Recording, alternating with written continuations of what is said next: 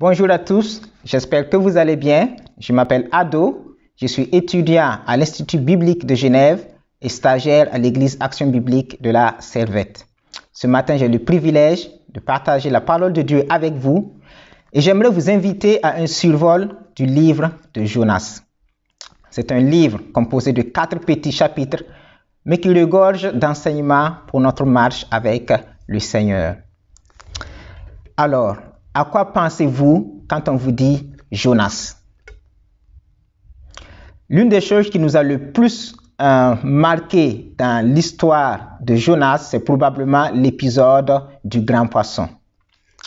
Jonas est resté 3 jours et 3 nuits dans le ventre d'un grand poisson et il a finalement été vomi encore vivant sur la terre ferme.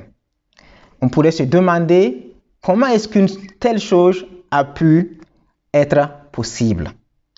L'explication à ce miracle nous conduit au thème principal du livre de Jonas. L'Éternel Dieu fait ce qu'il veut. Il est souverain sur toute sa création.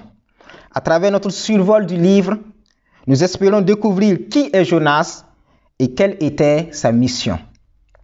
Qu'est-ce que son récit nous apprend sur Dieu? Quel lien y existe-t-il avec l'Évangile? Et comment est-ce que ce livre nous encourage ou nous interpelle aujourd'hui? Une vue globale du livre nous révèle 3 principales choses. Jonas est un prophète qui s'est révolté 2 fois contre Dieu, qui a été enseigné 2 fois par Dieu et qui a prêché 2 fois au païen hors d'Israël. Nous allons voir tout cela un peu plus en détail. Alors, premièrement, première révolte de Jonas. Je vous invite à lire avec moi dans le livre de Jonas, au chapitre 1, les versets 1 à 3. Jonas 1, versets 1 à 3. Je lis. La parole de l'Éternel fut adressée à Jonas, fils d'Amittai. Lève-toi, va à Ninive, la grande ville, et crie contre elle, car sa méchanceté est montée jusqu'à moi. Jonas se leva pour s'enfuir à Tarsis, loin de la présence de l'Éternel. Il descendit à Jaffa et il trouva un bateau qui allait à Tarsis. Il paya le prix du transport et s'embarqua pour aller avec les passagers à Tarsis, loin de la présence de l'Éternel. Si on se souvient de Jonas, ce n'est probablement pas dû à cause de son ministère prophétique en Israël. Même les pharisiens au temps de Jésus ne connaissaient pas bien le prophète Jonas. Dans l'évangile de Jean, les pharisiens affirment que de Galilée, il ne sort pas de prophète. Et pourtant, Jonas était galiléen. Le livre des rois nous révèle que le prophète est originaire de Gath-Hépher, une ville située à l'ouest du lac de Galilée. Durant son ministère, les 10 tribus d'Israël qui formaient le royaume du Nord connaissaient une période de prospérité et de paix. Le roi Jéroboam II avait même élargi les frontières du royaume. Mais la situation spirituelle d'Israël était déplorable. Le culte des idoles était pratiqué et le peuple vivait dans la corruption et l'injustice. Aussi Dieu avait promis de livrer Israël entre les mains des Assyriens, qui le mèneraient en captivité. Mais si les Israélites vivaient loin de Dieu, les Assyriens n'en faisaient pas moins. Au contraire, c'était un peuple cruel qui ne connaissait pas l'Éternel et qui s'enrichissait par les combats et les guerres. Ninive, capitale de l'Assyrie, était la ville la plus puissante du monde. L'empire assyrien présentait une véritable menace pour Israël car il pouvait l'attaquer à tout moment.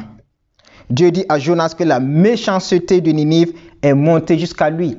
Et contre toute attente, Dieu demande à son prophète d'aller prêcher la repentance dans cette ville. Dieu tendait une main pleine de miséricorde à ses païens et éventuels ennemis de son peuple. Au chapitre 4, Jonas lui-même définit la miséricorde de Dieu. Il dit « Un Dieu de grâce et de compassion, lent à la colère et riche en bonté, et qui regrette le mal qu'il envoie. Jonas, qui n'avait prophétisé jusque-là qu'en Israël, se voit appelé à prêcher la repentance à Ninive, afin que Ninive soit sauvée de la destruction.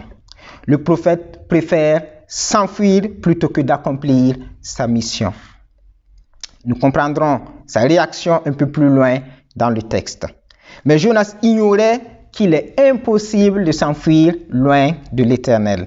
La Bible nous enseigne que Dieu est omniprésent. Il est totalement présent partout en même temps.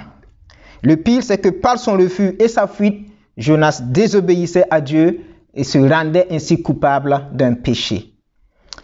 Jonas est certainement le seul prophète en Israël qui refusait d'exécuter une mission divine.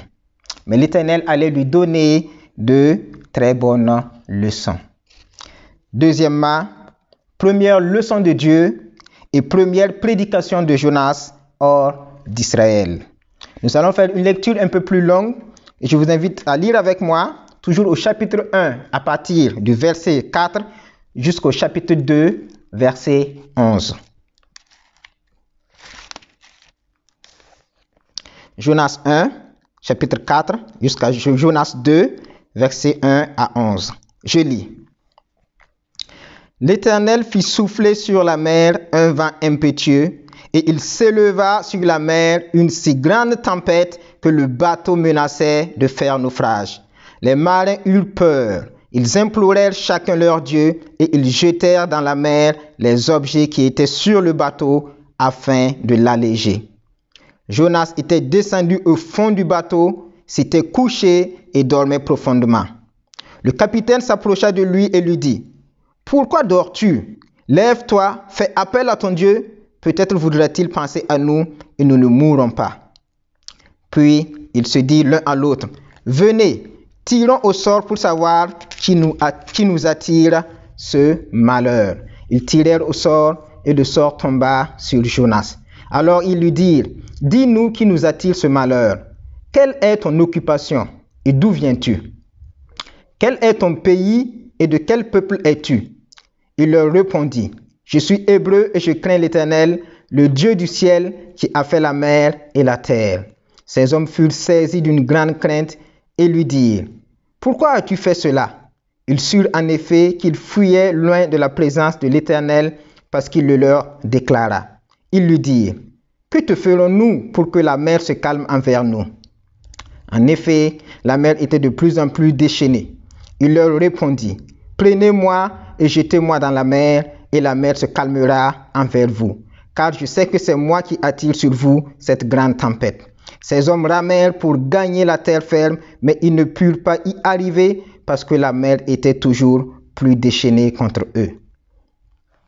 Alors ils s'adressèrent à l'Éternel et dirent, « Éternel, ne nous fais pas mourir à cause de la vie de cet homme et ne nous charge pas du sang innocent. En effet, toi, Éternel, tu fais ce que tu veux. » Puis ils prirent Jonas et le jetèrent dans la mer, et la fureur de la mer s'apaisa. Ces hommes furent saisis d'une grande crainte de l'Éternel. Ils offrirent un sacrifice à l'Éternel et firent des vœux. Chapitre 2. L'Éternel fit venir un grand poisson pour avaler Jonas, et Jonas fut 3 jours et 3 nuits dans le ventre du poisson. Du ventre du poisson, Jonas pria l'Éternel, son Dieu, en disant, « Dans ma détresse, j'ai fait appel à l'Éternel et il m'a répondu. Du milieu du séjour des morts, j'ai appelé au secours et tu as entendu ma voix. Tu m'as jeté dans l'abîme, dans les profondeurs de la mer et les courants m'ont environné. Toutes tes vagues et tous tes flots sont passés sur moi. Je disais, je suis chassé loin de ton regard, mais je verrai encore ton saint temple. L'eau m'a couvert jusqu'à m'enlever la vie. L'abîme m'a enveloppé, les algues s'enroulaient autour de ma tête. Je suis descendu jusqu'aux racines des montagnes. Les verrous de la terre m'enfermaient pour toujours, mais tu m'as fait remonter vivant du gouffre éternel, mon Dieu. Quand mon âme était abattue en moi, je me suis souvenu de l'Éternel, et ma prière est parvenue jusqu'à toi dans ton saint temple. Ceux qui s'attachent à des idoles sans consistance éloignent de la bonté. Quant à moi, je t'offrirai des sacrifices avec un cri de reconnaissance. J'accomplirai les vœux que j'ai faits. Le salut vient de l'Éternel. L'Éternel parla au poisson et le poisson vomit Jonas sur la terre. Face à cette mer agitée, les marins ont peur et implorent chacun leur Dieu. Ils ne connaissaient pas l'Éternel et imploraient un faux Dieu, probablement le Dieu Baal qui était considéré comme le Dieu de l'orage. Mais le véritable Dieu allait passer par son prophète en fuite pour se révéler à eux. Jonas allait de façon non intentionnelle révéler l'Éternel à ses païens. Aux multiples questions que ces hommes lui posèrent, Jonas répondit par une seule phrase. « Je suis hébreu et je crains l'Éternel, le Dieu du ciel qui a fait la mer et la terre. » Il présente l'Éternel comme celui à qui appartient le ciel, le créateur de la terre et de cette mer qui était maintenant agitée et qui risquait de tous les emporter. Puis il explique que c'est parce qu'ils essayent de le fuir qu'ils sont tous dans cette situation. Les marins étaient maintenant saisis d'une grande crainte, une crainte vis-à-vis de ce Dieu créateur, puissant et redoutable. Ils vont même demander à Jonas pourquoi il a fait une chose pareille, chercher à fuir loin de la présence de l'Éternel. Maintenant, que faire pour que la colère de Dieu se calme? Jonas révèle la solution aux marins. « Prenez-moi et jetez-moi dans la mer, et la mer se calmera envers vous. » En d'autres termes, pour que vous viviez, moi, je dois mourir, je dois être sacrifié. Mais les marins ont apparemment peur de tuer un prophète de l'Éternel. Ils essayent une nouvelle fois de ramer pour gagner la terre ferme, mais leur salut semblait impossible sans ce sacrifice. Alors ils adressèrent une prière à l'Éternel. « Éternel, ne nous fais pas mourir à cause de la vie de cet homme et ne nous charge pas du sang innocent. » En effet, toi, Éternel, tu fais ce que tu veux. Puis ils prirent Jonas et le jetèrent dans la mer. Pour la première fois de leur vie, ces païens adressaient une prière au véritable Dieu. En plus, ils vont même prononcer la vérité la plus centrale du livre de Jonas. En effet, toi, Éternel, tu fais ce que tu veux. Dieu fait effectivement ce qu'il veut. Il est souverain sur toute sa création. Et il demeure juste dans toutes ses œuvres. Jonas avait suggéré que les marins lui fassent ce que Jésus, le Fils de Dieu, allait faire plus tard pour chacun de nous. Mourir afin que nous puissions vivre. Comme ces marins, nous étions incapables de nous sauver nous-mêmes. Nos propres efforts étaient vains. Nous ne pouvions ôter notre péché et calmer la juste colère de Dieu. Bien des années plus tard, les disciples de Jésus ont été confrontés un jour à une tempête. En plus, c'était sur le lac de Galilée, là même où Jonas et Jésus sont originaires. La Bible nous raconte que Jésus était dans la barque avec ses disciples. Et comme Jonas, il s'était endormi, puis un vent agita le lac. Comme les marins dans le cas de Jonas, les disciples de Jésus avaient peur. Ils étaient incapables de se sauver. Remplis de crainte, ils réveillèrent le maître. « Maître, cela ne te fait rien que nous soyons en train de mourir ?» Quand Jésus se réveilla, il ne proposa pas qu'on le jette dans le lac comme Jonas. Jésus parla plutôt au vent et à la mer. Il menaça le vent et dit à la mer, « Silence, tais-toi !» Le vent tomba et il y eut un grand calme. Nous trouvons ce récit dans l'évangile de Marc.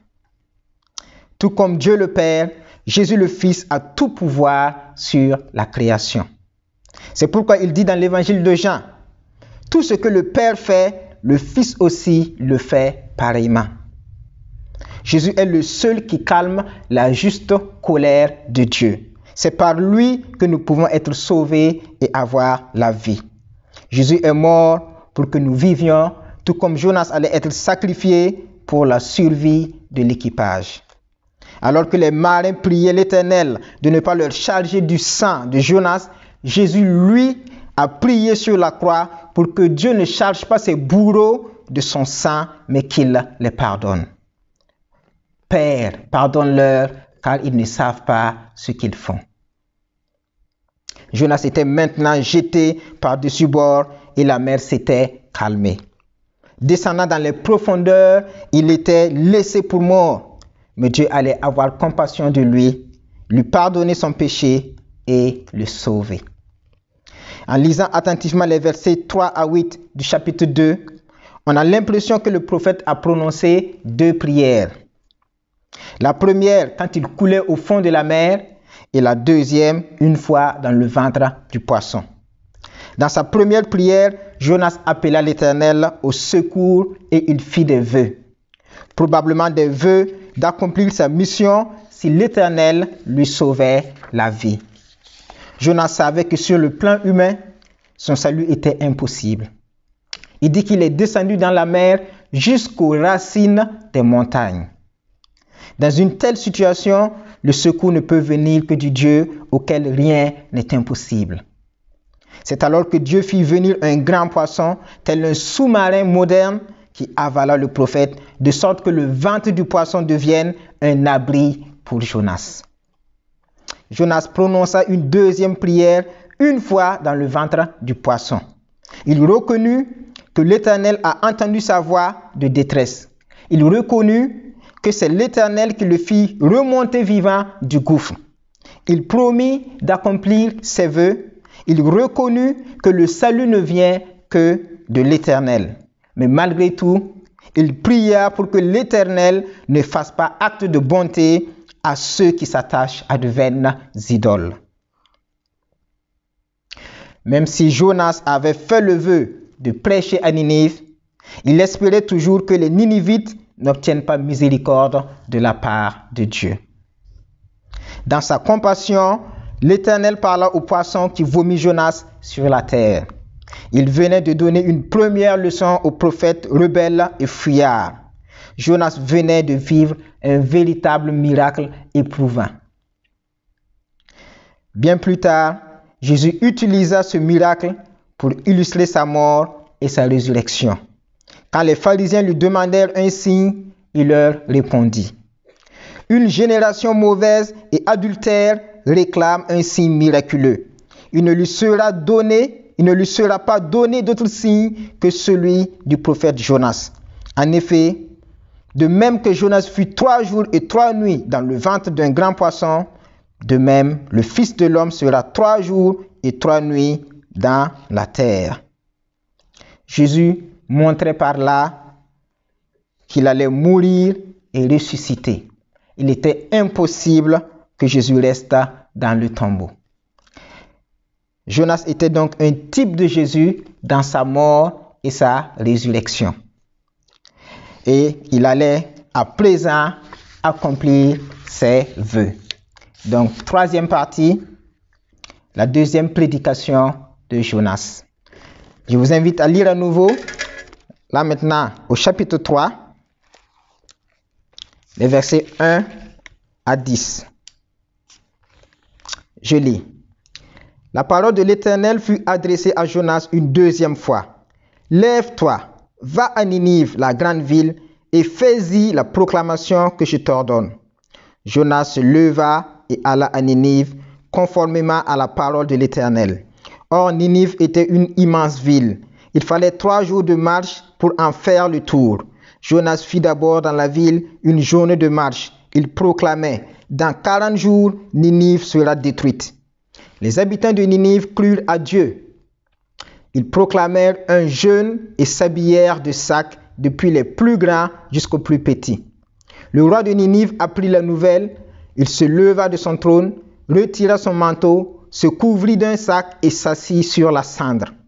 Et il fit faire dans Ninive cette proclamation: par ordre du roi et de ses grands, que les hommes et les bêtes, les bœufs et les brebis ne goûtent de rien, ne mangent pas et ne boivent pas d'eau. Que les hommes et les bêtes soient couverts de sacs, qu'ils crient à Dieu avec force et qu'ils renoncent tous à leur mauvaise conduite et aux actes de violence, dont leurs mains sont coupables. Qui sait si Dieu ne se ravisera pas et ne reviendra pas sur sa décision, s'il ne renoncera pas à son ardente colère, de sorte que nous ne mourions pas. Dieu vit ce qu'ils faisaient, il vit qu'ils renonçaient à leur mauvaise conduite. Alors Dieu regretta le mal dont il les avait menacés et ne le fit pas. La prédication de Jonas à Ninive fut très brève. Dans 40 jours, Ninive sera détruite, mais suffisante pour plonger le roi et les habitants de Ninive dans une attitude de repentance. Le roi et son peuple, petits et grands, jeûnèrent et se couvrirent de sacs pour implorer la grâce de l'Éternel. Ils firent même participer les animaux au jeûne et à la consternation. Le roi avait quitté son trône, avait retiré son manteau et s'était assis dans la cendre. Quelle humilité devant le Dieu éternel. En plus du jeûne, l'ordre du roi était de crier à Dieu, de renoncer aux mauvaises conduites et aux actes de violence. Cette ville païenne nous montre un bel exemple de repentance. La consternation et le jeûne. Un regret sincère de nos mauvais actes. Ensuite, la prière. Parler à Dieu. Ces hommes ont crié à Dieu pour implorer son pardon. Et finalement, la conversion, qui est le changement d'attitude, renoncer aux mauvais actes. Cette attitude des Ninivites plut à l'Éternel, et l'Éternel décida de ne pas détruire la ville et ses habitants. Le but de la prédication, c'est qu'il y ait un changement de mode de vie en vue du salut. Plus tard dans les évangiles, Jésus utilisera l'exemple des Ninivites contre l'incrédulité des pharisiens. Il leur dit, lors du jugement, les habitants de Ninive se lèveront avec cette génération et la condamneront parce qu'ils ont changé d'attitude à la prédication de Jonas. Or, il y a ici plus que Jonas. Jésus était ce plus que Jonas auquel les pharisiens refusaient de croire. Jonas venait d'accomplir sa mission avec brio. La parole avait été annoncée, les païens se sont repentis. Que pourrait-on désirer de plus? Dieu avait pardonné Ninive, tout comme il avait pardonné Jonas. Mais contre toute attente, Jonas récidive dans une seconde révolte contre Dieu. Quatrièmement, deuxième révolte de Jonas. Et nous lisons maintenant au chapitre 4, les versets 1 à 5. Jonas le prit très mal et fut irrité. Il pria l'Éternel en disant, « Ah, Éternel, n'est-ce pas ce que je disais quand j'étais encore dans mon pays? C'est ce que je voulais éviter en fuyant à Tarsis. En effet, je savais que tu es un Dieu de grâce et de compassion, lent à la colère et riche en bonté, et qui regrette le mal que tu envoies. Maintenant, Éternel, prends-moi donc la vie, car mourir vaut mieux pour moi que vivre. » L'Éternel répondit, « Fais-tu bien de t'irriter? » Jonas sortit de la ville et s'assit à l'est de la ville. Là, il se fit une cabane et s'y tint à l'ombre en attendant de voir ce qui arriverait dans la ville. C'est ici que l'on comprend la raison pour laquelle Jonas ne voulait pas prêcher la repentance à Ninive. Il ne voulait pas que les païens accèdent au salut. En plus, si Ninive est pardonnée, alors Ninive ne sera pas détruite. Et si Ninive n'est pas détruite, elle reste un danger pour Israël. Jonas préférait alors s'enfuir à Tarsis que de voir le salut de ses prochains. Mais pouvons-nous aimer Dieu si nous n'aimons pas notre prochain? Aimer son prochain, c'est lui vouloir du bien.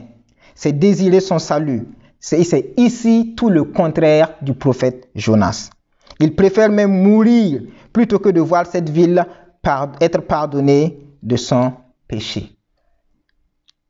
L'Éternel va alors donner une deuxième leçon à Jonas. Nous allons donc terminer la lecture dans le livre de Jonas toujours, chapitre 4, à partir du verset 6 jusqu'au verset 11. L'Éternel Dieu fit pousser une plante qui se leva au-dessus de Jonas pour donner de l'ombre à sa tête et le délivrer de son mal. Jonas éprouva une grande joie à cause de cette plante. Mais le lendemain à l'aurore, Dieu fit venir un ver qui la rongea et la plante sécha. Au lever du soleil, Dieu fit souffler un vent chaud d'est et le soleil frappa la tête de Jonas au point qu'il tomba en défaillance. Il demanda la mort en disant, « Il vaut mieux pour moi mourir que vivre. » Dieu dit à Jonas, « Fais-tu bien de t'irriter à cause de la plante ?»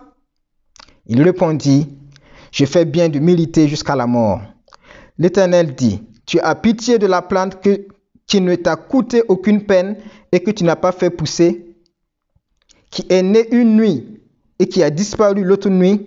Et moi, je n'aurais pas pitié de Ninive, la grande ville dans laquelle se trouvent plus de 120 000 êtres humains incapables de distinguer leur droite de leur gauche et un grand nombre d'animaux. » Jonas a pitié de cette plante qu'il n'a pas plantée, et Dieu n'aurait pas pitié des habitants de Ninive et de tous ces animaux qu'il a lui-même créés. On estime que la population de Ninive excédait les 120 000 habitants et que ce nombre représentait exclusivement les enfants, ce qui reflète l'expression « incapable de distinguer leur droite de leur gauche ». Jonas était loin de comprendre la compassion de Dieu. Il pensait que l'Éternel était seulement pour Israël. Mais Dieu veut lui faire comprendre qu'il est plutôt le Dieu de toute personne, dans toute nation, du monde qui croit en lui et qui se détourne du mal. Dieu avait promis à Abraham que toutes les nations de la terre seront bénies en sa descendance. De nombreuses années plus tard, Dieu allait concrétiser son merveilleux plan de former un nouveau peuple avec tous les croyants de toutes les nations de la terre. Et ce projet, c'est l'Église. Pour cela, il décida d'accorder le pardon des péchés à tous les hommes de la terre qui croiront à sa miséricorde. Il ôta le péché du monde et le fit porter par son Fils unique, Jésus-Christ. Tous ceux qui croient en Jésus comme leur Sauveur et Seigneur font partie intégrante de ce nouveau peuple de Dieu. L'apôtre Pierre le formule si bien dans sa première épître. En s'adressant à ses lecteurs qui étaient des chrétiens persécutés sous Néron, il les encourage par ces mots. « Vous qui autrefois n'étiez pas un peuple, vous êtes maintenant le peuple de Dieu. Vous qui n'aviez pas obtenu compassion, vous avez maintenant obtenu compassion. » Dieu n'est donc pas le Dieu d'Israël seulement, il est le Dieu de toutes les nations.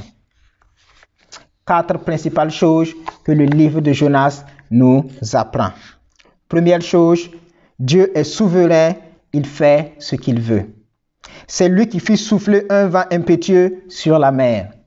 C'est lui qui dirigea le sort de telle sorte qu'il tomba sur Jonas. C'est lui qui fit apaiser la mer une fois que Jonas y fut précipité. C'est lui qui fit venir un grand poisson et le fit avaler Jonas. C'est lui qui a pris soin à ce que Jonas ne meure pas dans le ventre du poisson durant 3 jours. Et c'est lui qui fit que le poisson vomit Jonas sur la terre ferme. C'est lui qui fit croître une plante en seulement une nuit afin de produire de l'ombre pour le prophète. C'est lui qui fit venir un ver qui attaqua ensuite la plante au point qu'elle mourut la nuit suivante. C'est lui qui fit souffler un vent chaud et permit que Jonas tombe en défaillance. Le véritable Dieu est souverain sur toute sa création. Les marins, malgré qu'ils ne le connaissaient pas, s'en sont très vite rendus compte et l'ont affirmé dans leur prière. En effet, toi, Éternel, tu fais ce que tu veux. La souveraineté, deuxième chose, la souveraineté de Dieu rime avec sa miséricorde. Il sauve qui il veut sans avoir de compte à nous rendre. Et la Bible nous enseigne à ne pas entrer en contestation avec lui. Troisième chose, tout péché porte atteinte à la personne de Dieu.